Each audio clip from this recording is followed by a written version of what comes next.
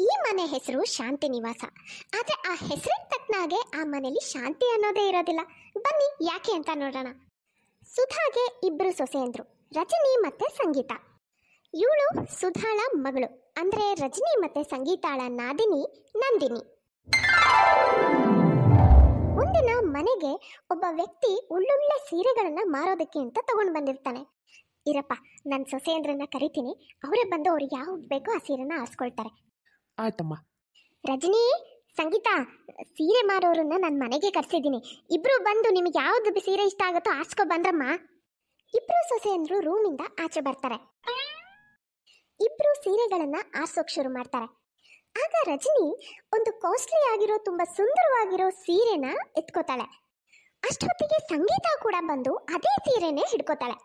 ಅಕ್ಕ, ನೀವು ಆ ಸೀರೆನ ಬಿಟ್ಬಿಡಿ, ನಿಮ್ಗಿಂತ ಮೊದಲು ಅದ್ರ ಕಡೆ ದೃಷ್ಟಿ ಹೋಗಿದ್ದು ನಂದು. ಸಂಗೀತ ಯಾವ್ದಾದ್ರೂ ವಸ್ತುನ ಬರೀ ನೋಡಿದ ಕೂಡಲೇ ಅವ್ರದ್ದಾಗ್ಬಿಡಲ್ಲ. ನೀನೇನೋ ನೋಡಿರ್ಬೋದು, ಆದ್ರೆ ಅದನ್ನ ತುಂಬಾ ಇಷ್ಟಪಟ್ಟು ಫಸ್ಟ್ ಅದನ್ನ ಎತ್ಕೊಂಡಿದ್ದು ನಾನು. ನಿನಗಿನ ಮೊದಲು ಅದನ್ನ ನೋಡಿ ಇಷ್ಟಪಟ್ಟು ಎತ್ಕೊಂಡು ಕೈಯಲ್ಲಿ ಹಿಡ್ಕೊಂಡು ನಿಂತಿರೋಳು ನಾನು, ನೀನಲ್ಲ. ನಾನು ಈ ಸೀರೆನ ಎತ್ಕೊಂಡ ಮೇಲೇನೆ ನೀನ್ ಬಂದಿರೋದು. ಅದಕ್ಕೆ ನೀನು ಈ ಸೀರೆ ಮೇಲಿನ ಆಸೆನ ಬಿಟ್ಬಿಟ್ರೆ ಒಳ್ಳೇದು. ಐ ಆಮ್ ಸೋ ಸಾರಿ ಅಕ್ಕ, ನೀವು ಈ ಸೀರೆ ಮೇಲಿನ ಆಸೆನ ಬಿಟ್ಬಿಡು ಅಂದ ತಕ್ಷಣ ನಾನು ಬಿಟ್ಬಿಡ್ಬೇಕಾ? ಸಾಧ್ಯನೇ ಇಲ್ಲ. ನಾನು ಸೀರೆ ತಗೊಳ್ಳೋದೇ ಆದ್ರೆ ಅದು ಇದೇ ಸೀರೆ, ಇಲ್ಲ ಅಂದ್ರೆ ನಾನು ಸೀರೆನೇ ತಗೊಳ್ಳಲ್ಲ.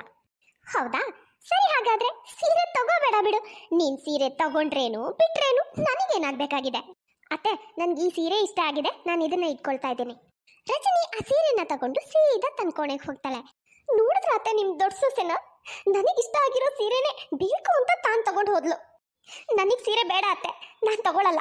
ನನಗಿಷ್ಟ ಆಗಿದ್ದನ್ನ ಅವಳು ತಗೊಂಡು ಹೋದ್ಲಲ್ಲ, ಇನ್ನು ನನಗೆ ಬೇರೆ ಯಾವ ಸೀರೆನೂ ನೋಡೋಕ್ಕೂ ಇಷ್ಟ ಇಲ್ಲ.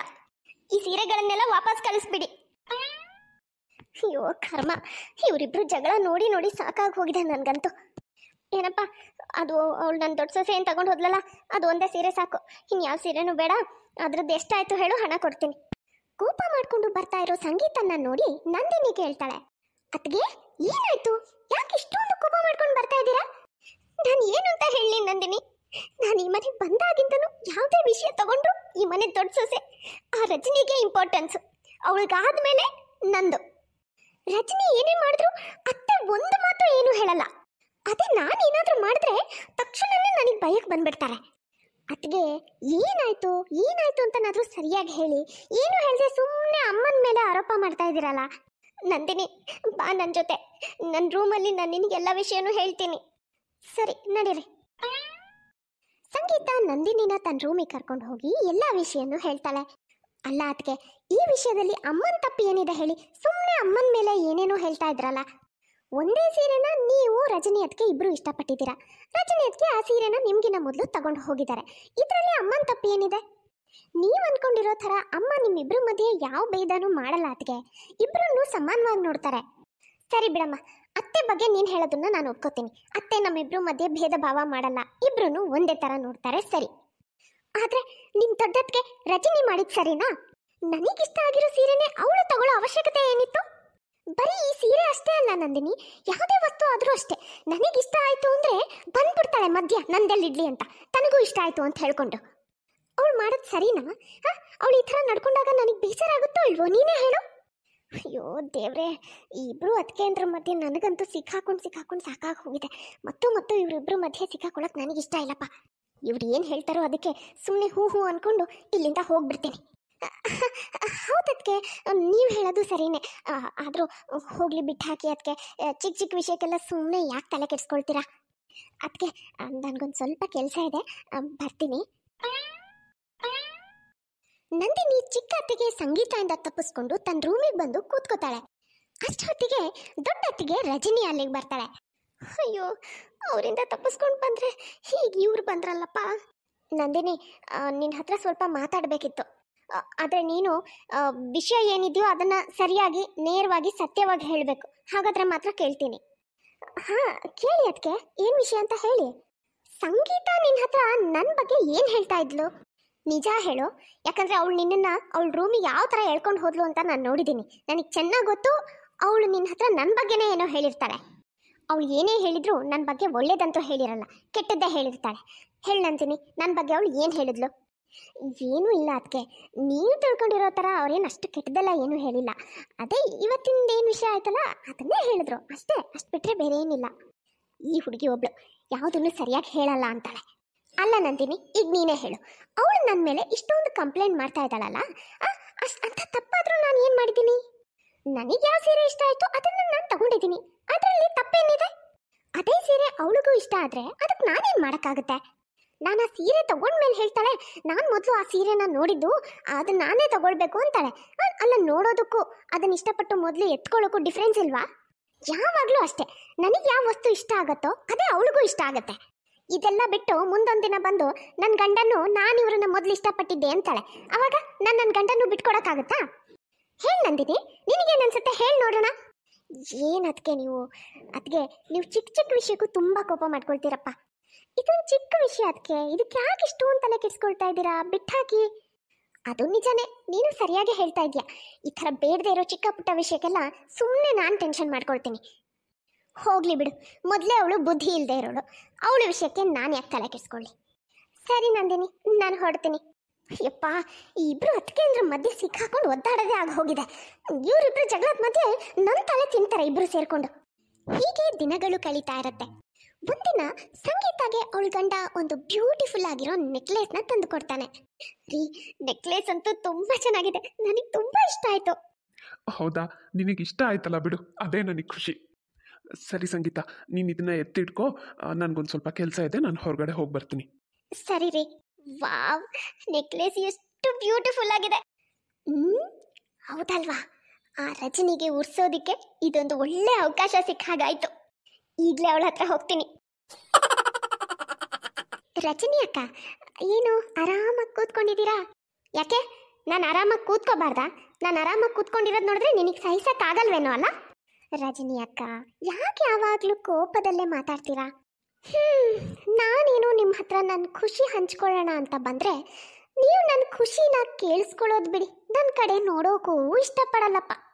ಓಹೋ, ಅಂದರೆ ನೀನು ಇವಾಗ ನಿನ್ನ ಖುಷಿನ ನನ್ನ ಹತ್ರ ಹಂಚ್ಕೊಳ್ಳೋಕೆ ಬಂದ್ಯಾ? ಓ, ನನ್ನ ಹತ್ರ ನಿನ್ನ ಖುಷಿನ ಹಂಚ್ಕೊಳ್ಳೋದು ಯಾವಾಗಿಂದ ಶುರು ಮಾಡಿದ್ಯೋ? ಇವತ್ತಿಂದ, ಈ ಕ್ಷಣದಿಂದ ಅಕ್ಕ.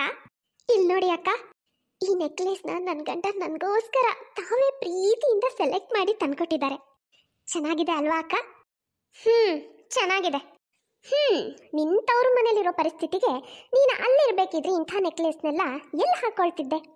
ಕೊನೆ ಪಕ್ಷ ಮದುವೆ ಆಗಿ ಇಲ್ಲಿ ಬಂದ್ಮೇಲಾದರೂ ನಿನ್ನ ಗಂಡ ಇಂಥ ನೆಕ್ಲೇಸ್ನೆಲ್ಲ ಹಾಕೊಳ್ಳೋ ಭಾಗ್ಯ ನಿನಗೆ ಕೊಡ್ತಾ ಇದ್ದಾನಲ್ಲ. ಅಯ್ಯೋ, ಹೋಗ್ಲಿ ಬಿಡಿ ಅಕ್ಕ, ಅವಾಗಿನ ಪರಿಸ್ಥಿತಿ ತಗೊಂಡು ಏನು ಮಾಡಬೇಕು? ಇವಾಗಿಂದ್ರ ಬಗ್ಗೆ ಮಾತಾಡಿ. ಈಗ ನನಗೆ ನನ್ನ ಗಂಡ ಇಂಥ ಕಾಸ್ಟ್ಲಿ ಗಿಫ್ಟು ನೆಕ್ಲೇಸ್ಗಳನ್ನೆಲ್ಲ ತಂದು ಕೊಡ್ತಾ ಇದ್ದಾರೆ. ನಾನು ಹಾಕೊಂಡು ಓಡಾಡ್ತೀನಿ. ಅದೇ ನಿಮಗೆ ನಿಮ್ಮ ಗಂಡ ಏನು ತಂದು ಕೊಡ್ತಾರೆ? ಅಂದರೆ ನೀನು ಏನು ಹೇಳಕ್ಕೆ ಹೊರಟಿದ್ಯಾ? ನನ್ನ ಗಂಡ ನನಗೆ ಏನೂ ತಂದುಕೊಡಲ್ಲ, ಏನೂ ಖರ್ಚು ಮಾಡಲ್ಲ ಅಂತನಾ? ಹೀಗೆಲ್ಲ ಮಾತಾಡೋಕ್ಕೆ ಎಷ್ಟು ಧೈರ್ಯ ನಿನಗೆ? ಅಕ್ಕ, ನಾನು ಏನೂ ತಪ್ಪರ್ಥದಲ್ಲಿ ಹೇಳಿಲ್ಲ. ನೀವು ಯಾಕೆ ಏನೇನೋ ಅರ್ಥ ಮಾಡಿಕೊಂಡು ಕೋಪ ಮಾಡ್ಕೊಳ್ತೀರಾ? ಹೋಗ್ಲಿ ಬಿಡಿ, ನಾನಿಲ್ಲಿ ನಿಮ್ಮ ಹತ್ರ ಜಗಳ ಮಾಡಕ್ಕೆ ಬಂದಿಲ್ಲ. ನಾನು ಈ ಬ್ಯೂಟಿಫುಲ್ ನೆಕ್ಲೇಸ್ನ ನಿಮಗೆ ತೋರ್ಸೋಕ್ಕೆ ಅಂತ ಬಂದಿದ್ದು. ನೀವು ನೋಡಿದ್ರೆ ಯಾವಾಗಲೂ ಉರಿ ಮುಖ ಮಾಡ್ಕೊಂಡೇ ಕೂತ್ಕೊಳ್ತಿರ್ತೀರ. ಇಂಥ ವಿಷಯಗಳನ್ನೆಲ್ಲ ನಿಮ್ಮ ಹತ್ರ ಹೇಳೋದೇ ವೇಸ್ಟು. ಸರಿ ಬಿಡಿ, ನಾನಿನ್ನು ಹೊರಡ್ತೀನಿ. ಹೋಗಿ ನೆಕ್ಲೇಸ್ ಹಾಕ್ಕೊಂಡು ಹೇಗೆ ಕಾಣುತ್ತೆ ಅಂತ ನಾನು ನೋಡ್ಕೋಬೇಕು. ಆಹಾ, ಮಳ್ಳಿ ಇದ್ದಂಗಿದ್ದಾಳೆ. ಆ ನೆಕ್ಲೇಸ್ನ ನನಗೆ ತೋರಿಸಿ ನನ್ನ ಹೊಟ್ಟೆ ಉರಿಸ್ಬೇಕು ಅಂತಲೇ ಬಂದಿದ್ದಾಳೆ. ಆದರೆ ಇಲ್ಲಿ ಬಂದು ಹೇಳೋದು, ಅಕ್ಕ ನಾನು ನಿಮ್ಮ ಹತ್ರ ನನ್ನ ಖುಷಿ ಹಂಚ್ಕೊಳ್ಳೋಕೆ ಅಂತ ಬಂದಿದ್ದೀನಿ ಅಂತೆ. ನಾಟಕ. ಆದರೂ ಆ ನೆಕ್ಲೇಸ್ನ ನೋಡಿ ನನಗಂತೂ ಹೊಟ್ಟೆಲಿ ಬೆಂಕಿ ಹಾಕ್ದಾಗಾಯ್ತು. ನಾನು ಈ ಸಂಕಟನ ಯಾರ ಹತ್ರಕ್ಕನ ಹೇಳ್ಕೋಬೇಕಲ್ಲ. ಇದ್ದಾಳಲ್ಲ ನನ್ನ ಅನ್ನಿ ನಂದಿನಿ, ಅವಳ ಹತ್ರನೇ ಹೋಗಿ ಹೇಳ್ತೀನಿ. ನಂದಿನಿ.